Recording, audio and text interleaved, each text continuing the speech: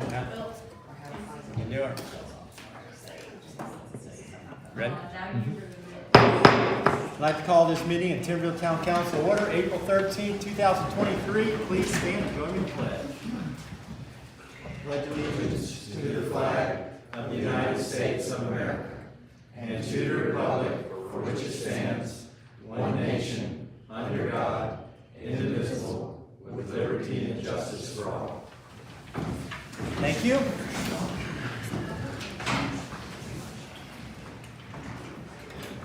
Okay, everybody received their packet, I'm sure, and have a copy of the March 9th minutes. Everyone should have reviewed them by now. Are there any questions on any items on last month's meeting? If there aren't any, I need a motion to approve, please. I'll make the motion to approve. Thank you, Clarence. Do I have a second? Second. Okay. We'll go around the room. Yes. Yes. Yes. Yes. Yes. Awesome. Okay, also in your package, you had a copy of the treasurer report with all the account balances. Anyone have any questions on that for Melinda? Okay. All right, then. Hopefully it's a quick meeting tonight since I won't so long. Yeah. Okay, you also have bills for payment. We have a list of 47 items for payment. Anybody have any questions on any of the items?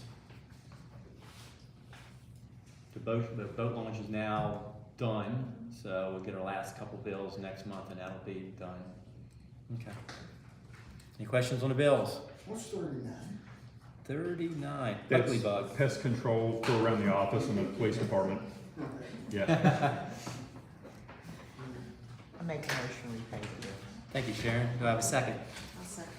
Any further discussion? Okay. Yes. Yes. Yes. Yes. Okay, awesome. Chief, you got anything for us today? Two things. First one is sent email out, mentioned working on ordinances. The police committee saw we have about 16 or 18 documented right now. The officers are still going through their areas, documenting some.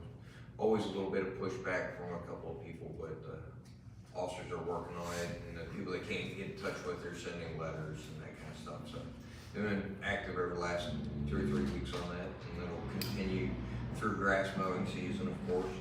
The other thing is sent a copy of the Blue Line Solutions contract, and what they're doing right now is everybody can look over that, get an idea of what the contract looks like whenever, if we decide to move forward, whenever you folks decide that Quentin needs to look at it to do so. They're trying to figure out what equipment that they can offer us right now, depending on our traffic survey. So I'm still waiting to hear back from basically their operations officer to say, yes, we can put the permanently mounted device in there, or we can only give you the handheld. So I don't know at what point everyone feels comfortable enough with, hey, it's solid and we want Quentin to take the time to look at it or that kind of thing. But just wanted to bring that up. I'll get the rest of it clarified as soon as they get it to me. But we have what the tentative contract looks like without the details.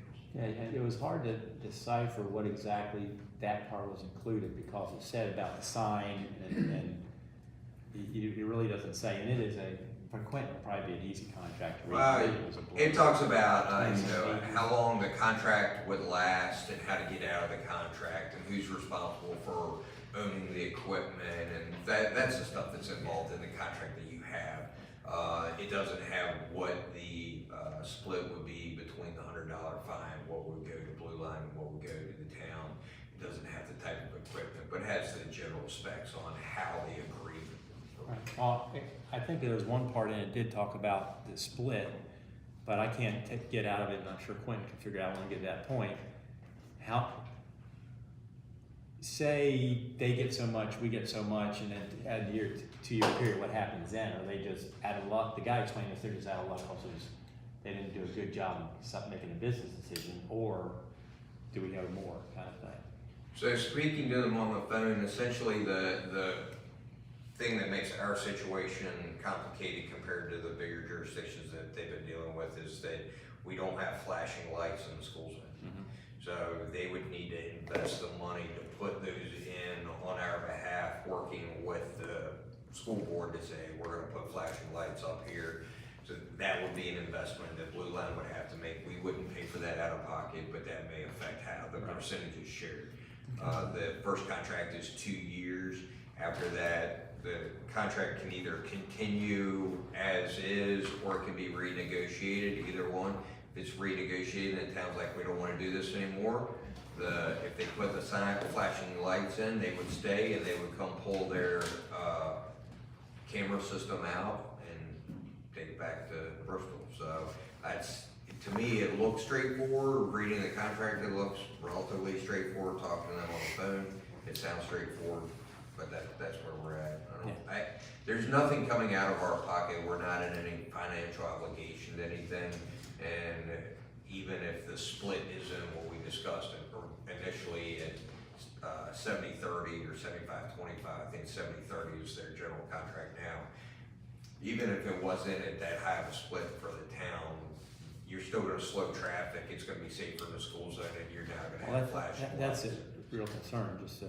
So it's a winner for the town and for the school up there. I'd say once you get that information, Just just wait till we get the details and everything. Okay, forward to Quentin and let him look at the contract. absolutely. Okay. Anything else, Chief? No, that's it. Okay. AC, you wanna go Public Works? Sure. We'll come back to public hearing when we get to that time. So we're still moving along with the Spar Mine Waterline project. We have our first construction costs that came in with that. We had a number of trees that were in the easement and where the water line's gonna go in, so we had to get those removed. And because they could potentially be a habitat for bats and some other species, we had a certain time frame of when they could be removed. And so we had to get them out before April. And so we had Keller Tree Services come out and took those trees out. If you drive out Spar Mine, it's pretty easy to see where they took them out. It was along a fence row. A lot of it was just trashed stuff that had grown up over the years. And then they took out a couple right along the creek where the creek crossing will go. And so they did that in real short order. I think they were only out there 3 or 4 days, maybe, something like that. And did a really good job. And I want to thank we had 2 property owners that we got temporary easements from for that construction work for the tree removal. And I just want to thank those property owners for how well they worked with the town. They're very easygoing and didn't make it difficult for us to hold us up on our time frame. So that was good to go. If we hadn't got those trees out by April, then it could have delayed our project further, because I think it was an April to October window that we couldn't cut the trees. So it would just push that. We wouldn't have been able to do anything with the Spar Mine project until late this year or next year. So it was good to get those taken care of, and that was kind of the one hurdle that we had to contend with as far as the timeline goes. Had a fair amount of interest on the warehouse property over here. I've spoken with 2 or 3 different groups, individuals over the past month and a half. It is listed for sale now, which the property includes the old brick warehouse and then the large long white warehouse that's back behind it. And so there are several interested properties in that property, which would be good. It would be nice to get that moving. One group was looking at a use that would be best suited for light industrial. It's currently zoned commercial, but Quentin and I have already talked about that, and there is industrial that is adjacent to it. So it is easy to rezone that to the correct zoning district for the use if that would be the party that would proceed with that.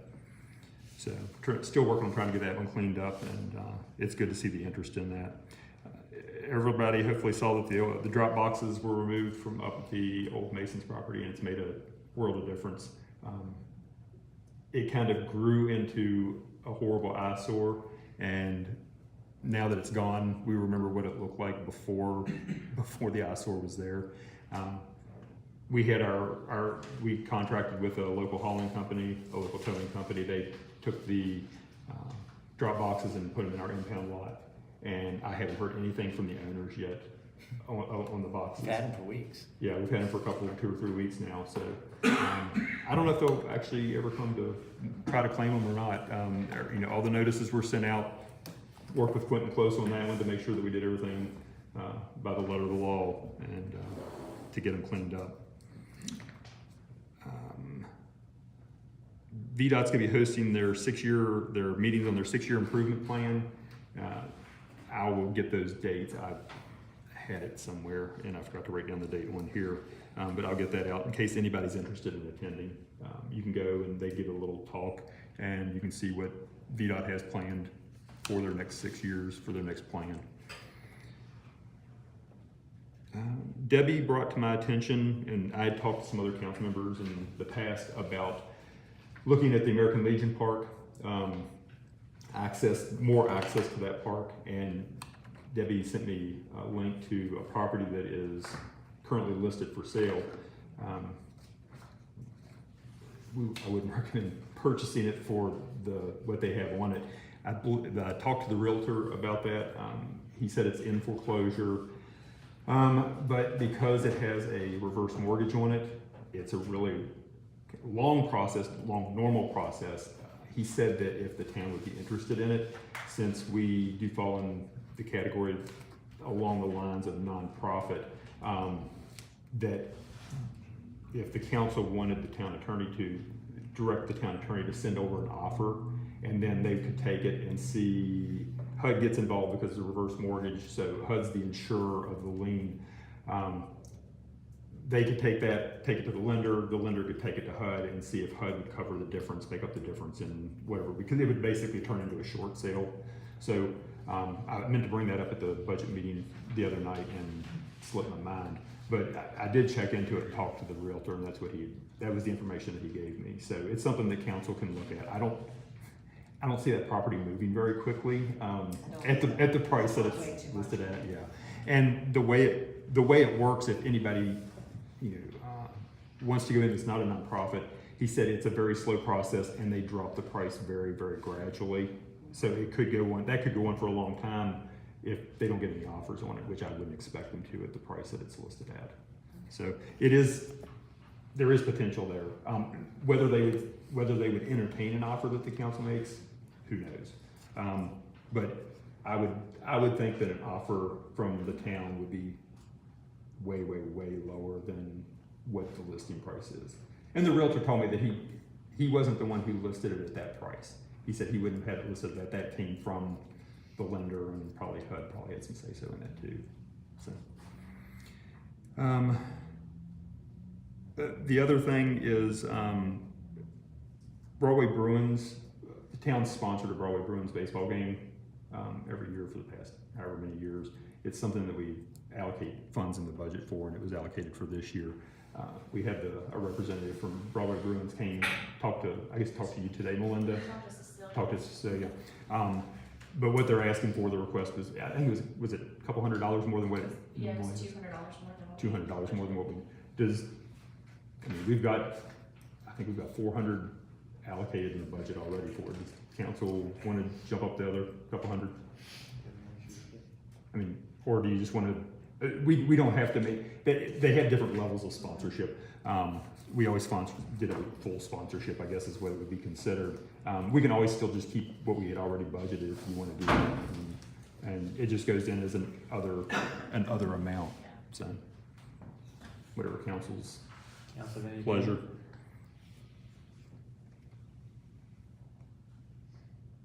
Wait, so you're asking if it, like at $200 Yeah. more? It's 400 now, and like SRS for 600. And this is something that it's been done. We've done it for historically I don't know for- how long. 20 years maybe. It's been a It's very long been time. quite a long time. I've only had to throw out the ball one time, thank goodness. Well, I was gonna say, yeah, if you throw out the ball. I threw it out one time, and I think the 10-year-old beat me or whatever. He was far better than I was. So I don't throw the ball out. Oh, You can do it. I'm good. Do you need a motion? I'd say to make it official, we need a motion, yes. All right, I make a motion to sponsor the Broadway Bruins at the higher tier, like, $600. yeah. Okay. Do I have a second?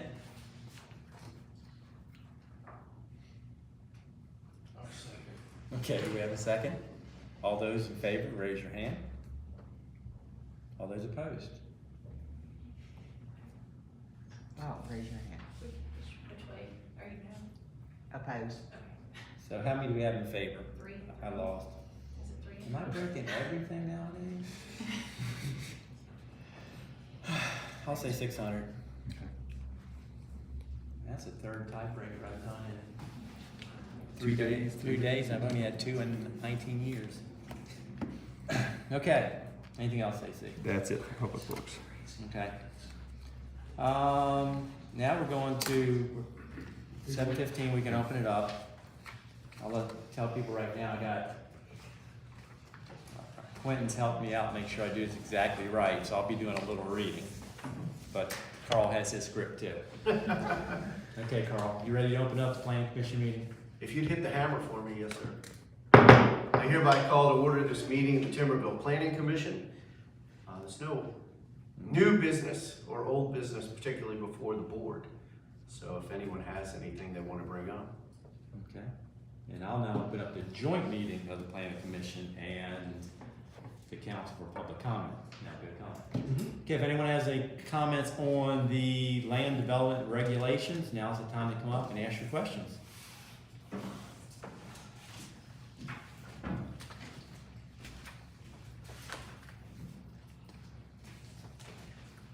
Paula Bowman. What else you need to know? I don't know if it's an oversight or if you intended it to be, but it's 712.09. It says crosswalks, parking lots, and other areas where pedestrians are likely to enter vehicular traffic areas. Higher lighting intensity levels should be provided. I think it should say shall be provided. I think it's important for them to be well lit. But I don't know. Shall as opposed to should. Yeah. So shall. Crosswalks, parking lots, and other areas where pedestrians are likely to enter vehicular traffic areas. Higher lighting intensity levels should be provided. It's on the proposed outdoor lighting ordinance. Outdoor lighting ordinance, which is the last part of it. The other one says shall, that says should. Now, where would it,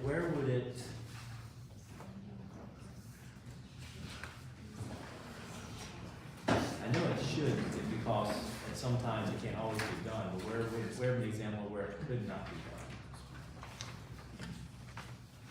You know? I'm trying to think. Crosswalks, parking lots and other areas, pedestrians are likely to enter vehicle traffic areas. Higher lighting intensity level I guess maybe it would be if you had an area where you didn't have electric in place, like you couldn't provide lighting at that point. Well, we're putting in crosswalks out front here with the state and all, but we have lights on our building, so that kind of lights, and there's street lights there, so that's good. But if you were getting down, you know, there may be some place that the electrical facilities aren't in place at that intersection, or it would be cost prohibitive because it's on the other side of the street to get it over there. The only thing I like shall, but I don't want to put shall there, and then we're not allowed to put a crosswalk at all because they can't get lighting. That's my only concern. You know what I mean? That you can get a crosswalk, maybe you get a crosswalk that wasn't there with no lighting, or get no crosswalk at all, so. I don't know, what do y'all think? Keep it as it should, or change it to shall?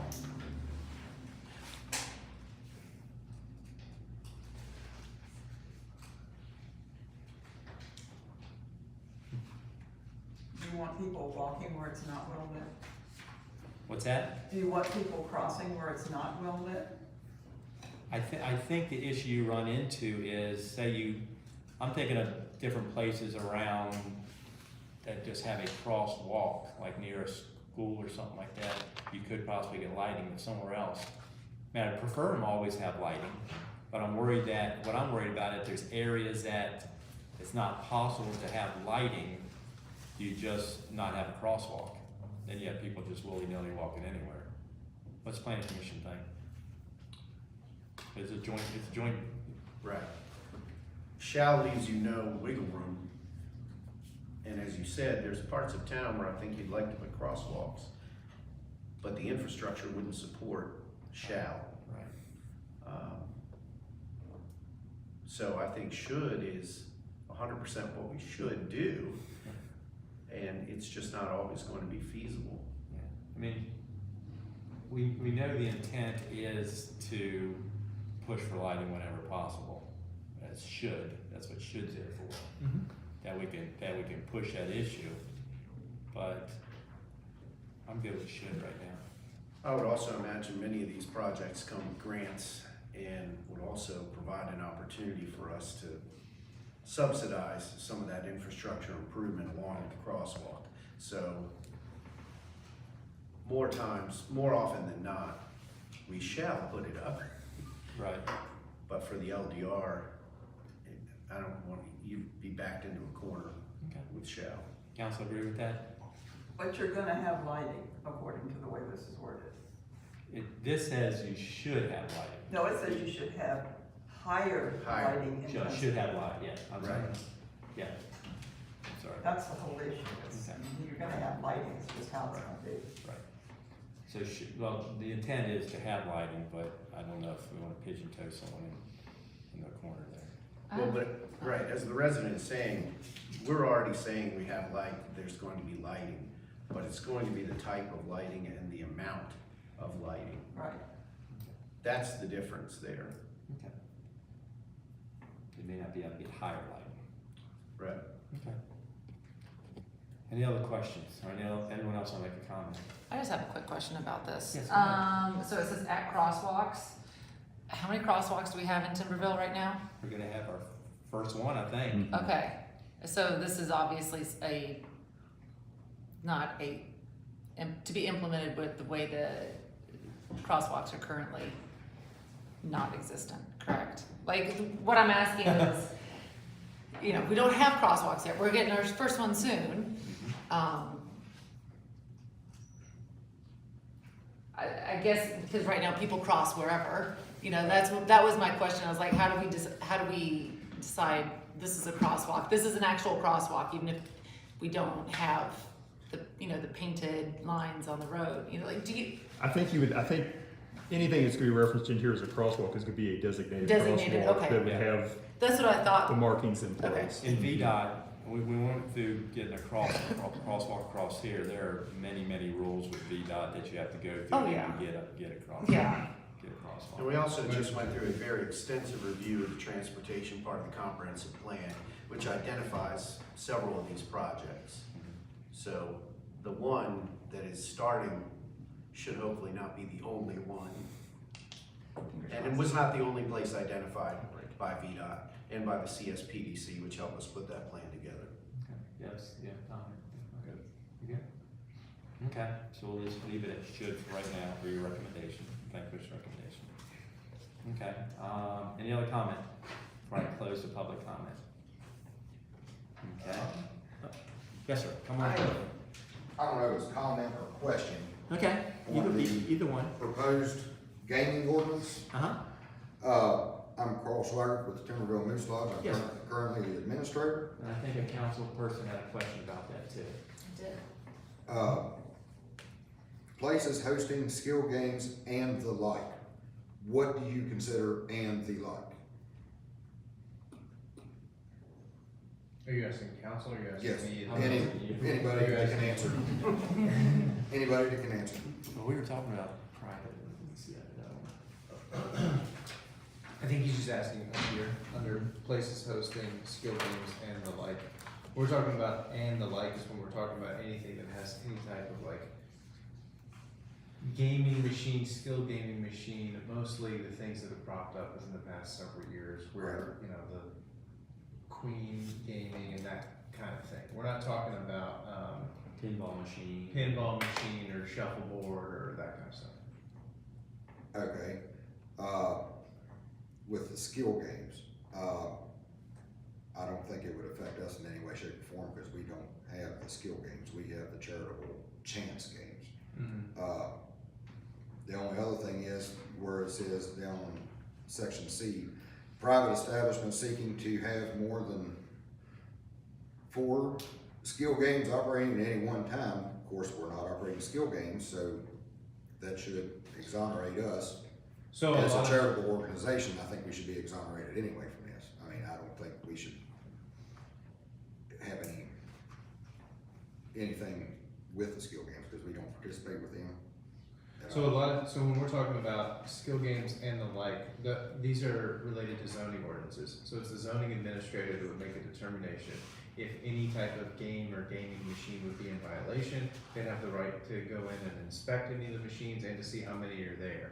If Okay. anybody were to have more than 4 in the determination of the zoning official, then they could issue a zoning violation citation, right? Okay. And then you would have the opportunity to appeal that to the Board of Zoning Appeals if you disagreed with that. So Okay, it's not well- denying any kind of due process. Okay. It's just giving the zoning official the ability to regulate these in some way, because right now they're unregulated.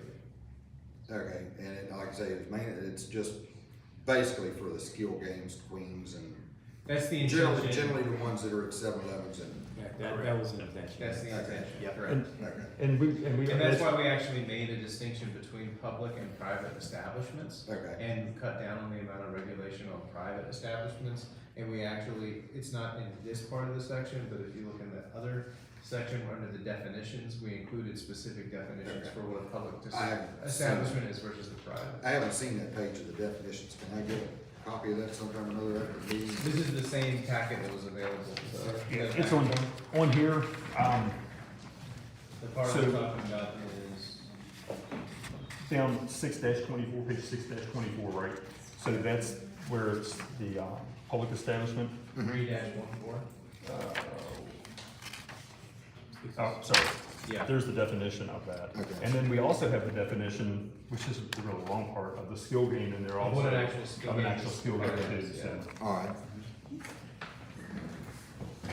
Yeah, there's actually a long definition on the skill game. Okay.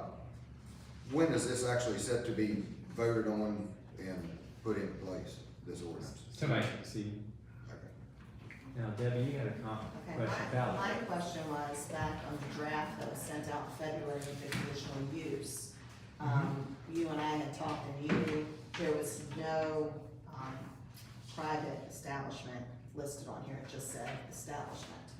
And you said that you would designate it to say public establishment for each of those things. But then when it came out as the attachment, you added 2 lines, and both of the lines that were added distinctly say private establishment, and it's the same regulations as what you had for the public establishment on here. There's no difference. So the key difference is on the public establishment, they're not allowed to have any more than 4. A private establishment can have more than 4, but they have to have a waiver and have to come to town council for that waiver. So when we had brought this up as a potential draft to council last time, we sent it to planning commission. Planning commission wanted those pieces in there for the skill gaming. And so as drafted and as presented, this is coming out of planning commission. They'll have additional time to have any discussion tonight. But this is what we discussed in the planning commission and how it's being brought to council. So in terms of like the public comment section, the public can comment now. We'll close public comment. If the planning commission wants to make any further discussion, they can, and then they'll make a recommendation. And then the council can have further discussion if they want to make any changes to the recommendation before adopting or not adopting anything. And I had read that, I hadn't read that way either. I thought they were just that same thing, so I misread it also.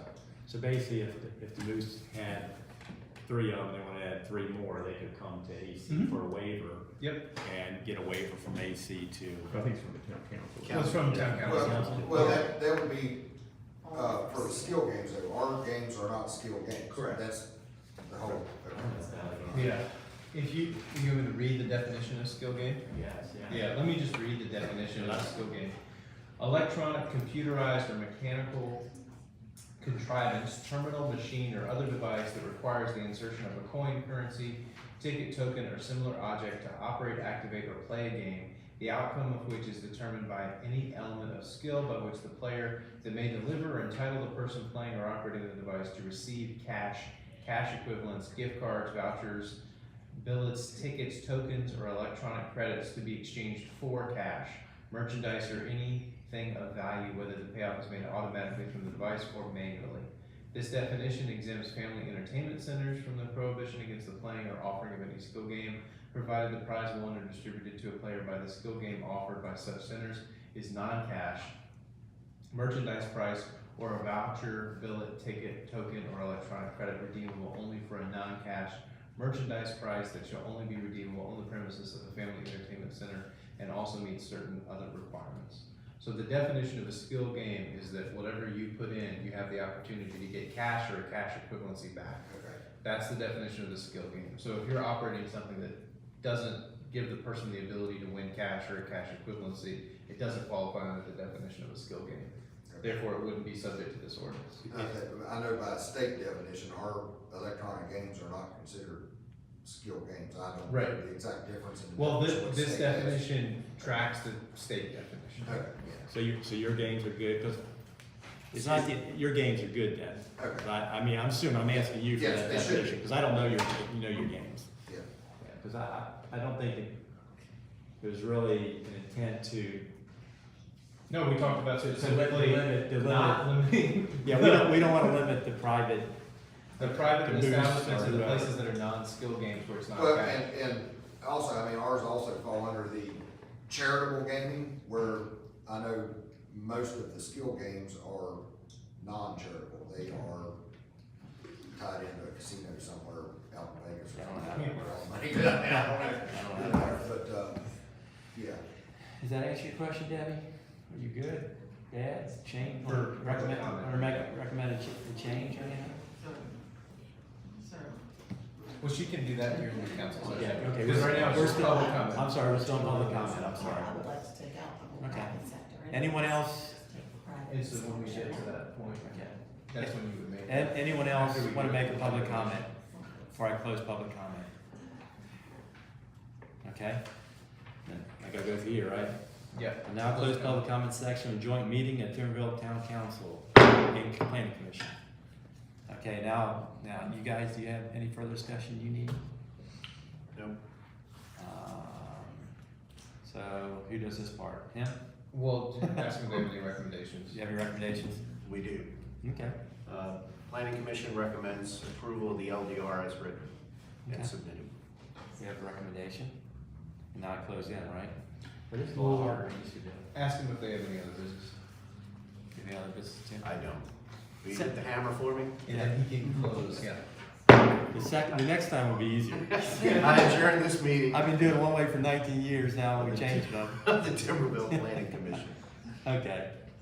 Planning Commission now closed, and we are back in council meeting. It's your turn. Now it's my turn. It's your Okay. turn. I would just like to recommend, removing, section B and C out of the conditional use for the skill gaming that specifically states the private establishment, just so there's no question. I have no issue with that. So it's a motion to remove B and C. B and C. Okay, we have a motion to remove B and C in reference to private establishments, limiting private establishments. Go What ahead. does B and C say? B and C says, go ahead. Under B, no private establishment shall have more than 4 skill games operating for play at any one time without a waiver. C says private establishments seeking to have more than 4 skill games operating at any one time shall make a formal request to the town council. So public establishments under A are limited to 4 at one time. Private establishments get 4 by right. If they wanna have more than 4, they have to have town council approval. Debbie is saying there should be a limitation on public, but no limitation on private, That's correct. with the amendment as presented. Yes, Okay. that's what I'm recommending. So we have a motion, do I have a second? We have a second. Any further discussion? All All those in favor of that amendment? Yes. Yes. Yes. Yes. Yes. Yes. That fixes it entirely. Okay, now, we need a motion for the entire LDR. So we, yeah, you would need a motion to adopt the LDR amendments and reenactment as presented. I make a motion to adopt the LDR Amendments, amendments and reenactments, reenactments because you're reenacting the LDRs with these changes as presented. as presented this evening. Okay, do I have a second? Second. Sharon's got a second. Any further discussion? Okay, Isaac?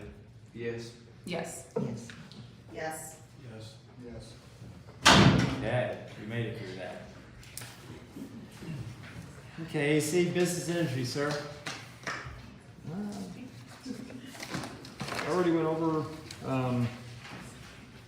the warehouse properties back here. I have been in discussion with the, owner representative of the Masons, old Masons, there's two old Masons lots now, so it's like the newest old Masons newest lot one. across from Food Line, where the drop boxes were. Spoke with that gentleman this week, and they're looking at, sounds like their partnership has reorganized, and they may be moving forward with some progress from this point on, which would be nice because the property's been vacant for so long. So hopefully we'll see something sometime in the somewhat near future happen there. So I think that's all that That's all I you got? have on business and industry. Okay, Parks and Rec. Everybody go down and check out the new kayak launch. Chris and them did an amazing job. The monies were donated by Cargill, and I think we're pretty close to being right in budget, I think. We have the signs on order, they'll be in, and then we'll have to have get together with Cargill to have a dedication, ribbon cutting, or whatever we do to recognize them for their contribution. And the park guys. And I wish I could send a video of the guy launching, our employee launching, but he got We on. can reenact that. Yeah, I will. Our employee got out his kayak and slid right on down. Didn't even stop, so it worked very well.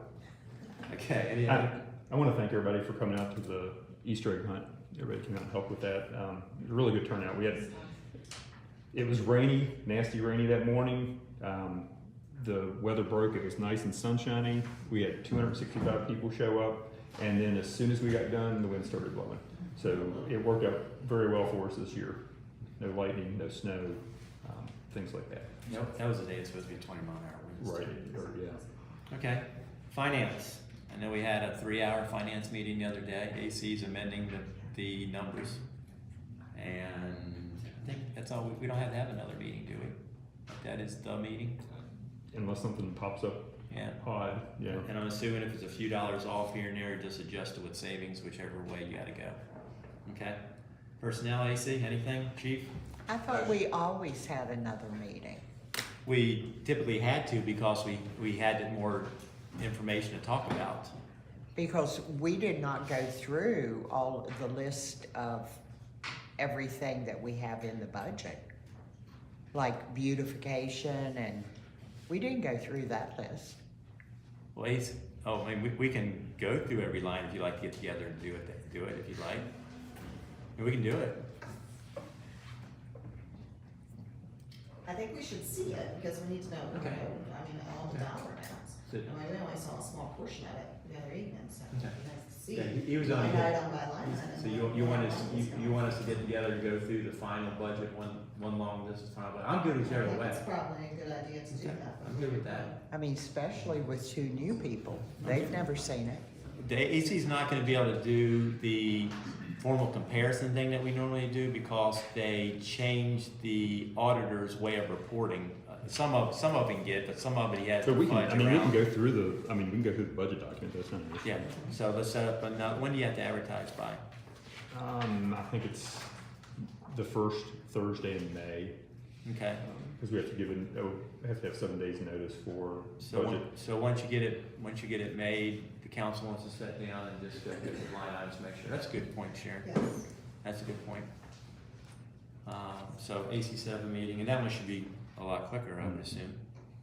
Okay, personnel, we were on that, nothing on Yes. personnel. Museum, Sharon, you got something for us? The Vintage Market is April 28th and 29th from 9 to 4. So far, we have quite a few vendors showing up. I hope everyone will come. And on display now is Historic Broadway and the Mike and Polly Ween collection. Okay. Have you here? Some of you probably heard some of this before, but Yeah. then maybe forget it, and then it'll sound brand new. In 1934, they were boring new sidewalks along Main Street. Charlie Kipps from Kipps the Store was ahead of the project. They paid the workers $2 a day. July 26th, We got the same sidewalks. 1928, a new fire alarm was installed on the roof of the old post office building. Part of the Farmers and Merchants Bank advertisement years ago was, if you have money, we want it. If you want money, we have it. February 1934, Timberville Town Council decided to adopt some form of building permit requirement based on what Broadway had. 1940, the Town Council decided to employ a full-time sergeant for not more than $15 a month. It's a little better than. April 3rd, 1947, the Town Council voted to support the changing of a main street through Timberville from Route 260 to Route 42. That was 1947. In the first quarter of 1933, the water bill at Kipps the Store was $2.90. And in the fourth quarter, it was $2. That was per quarter, not per month. August 1929, a total of 129 train cars loaded with peaches were shipped from Timberville on the Southern Railway. A switch engine was maintained at Timberville to keep the cars shifted in position for loading. Up to that point, it was the largest peach crop ever. And then I think in 1942, it beat that year, I think.